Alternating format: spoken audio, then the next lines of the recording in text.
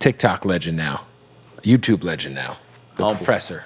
Hey, let's go, man. Glad to be here, bro. Good to see you, man. Yeah, it's crazy because I remember watching you back in the day, man. Like, you know, when I was a kid, I loved AND-1's mixtapes. I remember, you know, obviously rest in peace to Escalade. Yeah, big bro. Skip to My Lou, who ended up in the league. Ray for Alston, Hot Sauce. Yeah. There was all these guys that were like celebrities. All the big bros, yeah. Yeah, and then like the AND-1 shit influenced so much shit in culture because like without AND-1, there's no NBA Street. Mm-hmm. You know what I mean? Mm-hmm. Baggy shorts. Yeah, the baggy shorts. Just like there was just so much that like, you know, I feel like, and then AND-1 ended up in Walmart, you know what I'm saying? Which kind of made it uncool, but, you know, shout out to AND-1. Yeah, you know, new ownership. I think it changed hands 5 times or something since I was there. Yeah. So it's in the hands of ownership now that, you know, has it in Walmart. I guess they profit. Hey, they're winning a lot of they're making a ton of money. You seen what Shaq did, right? So I think it's Shaq and AND-1 is like the 2 head sports brands at Walmart. So I'm sure they kill it from a financial standpoint. I was going to say, you were 18 when you started doing the AND-1 stuff, right? Yeah, in 03. 03. So how did you initially, because obviously you're very good at basketball. So at what point in time did you say, well, I don't know if I can make it to the league, but this is like an ulterior, or not an ulterior, but alternative route I can go to be a professional hooper? So initially when I came out there, I was really like a fan. It just kind of happened on accident, but always trying to make the NBA, right? But I was actually a bench warmer at a community college, so it wasn't going to happen. Wasn't looking great for me at that moment. But after my freshman year in college, I improved by like 300%. Like, it's crazy. I finally hit the weights. I'm playing every day with guys who are going D2 and D1. I already spent all my time hooping, but now I'm doing 3 a days. Right. You know what I mean? Like, literally make 500 jumpers before class, go to class, 2:30s open gym. Yeah.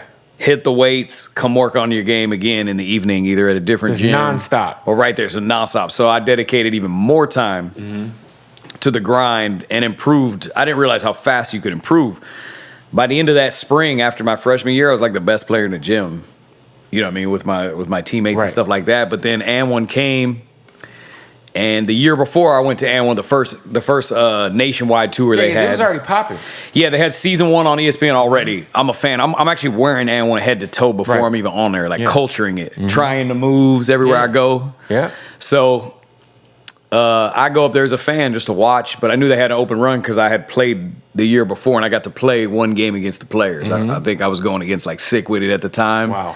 Headache, those guys were up there. So hopped in the open run, got some moves off. Some people were going crazy. Got voted in to play against Team AND-1. And mind you, I'm not even thinking the route of street ball. I actually don't even think I belong there, to be honest, because it was such like a hood in the city. Right. You know what I'm saying? Like, you're just like scrawny little white 18-year-old kid. Yeah, I was just talking to Half Amazing the other day. And he was telling me, you know, we were talking about the street ball versus the NBA debate. But remember, he was in the limo. He's like, yo, we need to see that commercial. Remember, he was like, the Hood All-Stars versus the NBA All-Stars. I had a pair of those Vince Carters. I think they were called the Half Amazings. The Vince Carters were like the AND-1s that were like one half color one way and the other. Tai Chi. Yeah, those are hard. They gave Vince Carter that name from him, though. From Anthony Hayward, Half Amazing. Okay. Yeah, I think Kenny Smith he knew Half Amazing street baller, but gave it to. Wow. Yeah, I remember he was a little upset about that, but. Rightfully. Anyway, we were talking about the debate, but you know, I didn't think I was a hood I didn't think I could be in the mix with a hood all-star. So like, I'm doing it from a fan standpoint.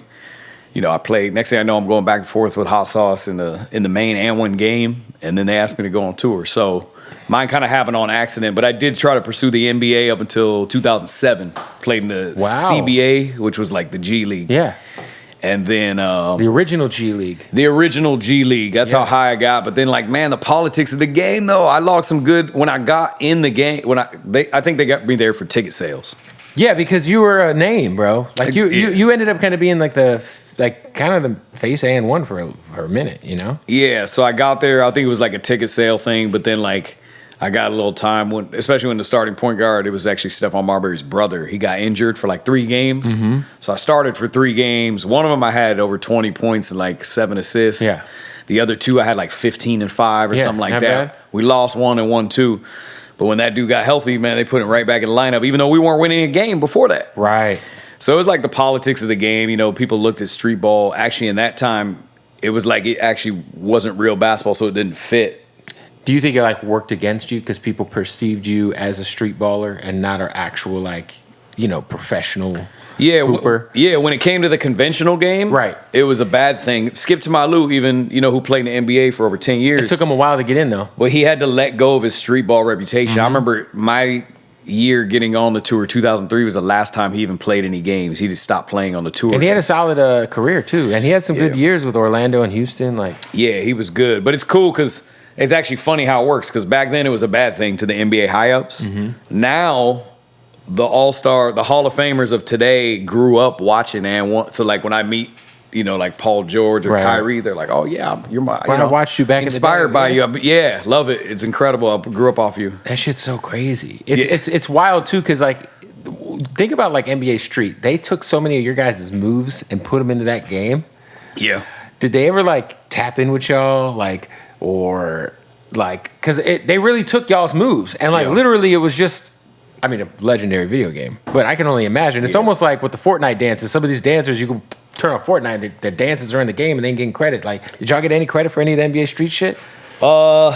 People would mix it up, you know, like they'd ask us, they think it's our game. So we had 2 games too. So we had, I remember, street hoops. They weren't great. Yeah, and I think what happened was, I remember the games. Yeah, I think with street hoops, they probably saw that and were like, oh, we could do this better. Yeah. Put the NBA stamp on it, it's probably gold. Yep. But then we did AND-1 street ball. I actually thought that was decent with Activision. That was a more, I don't know if I played that one. Yeah, so that one was a souped up version, but it was right around the buyout from AND-1, so I don't think it got the marketing boost, and I don't they were going to do a part 2, but it got bought out. Yeah. So I think, honestly, they just saw the wave of it in the NBA. Smart for them to capitalize on the street side of things.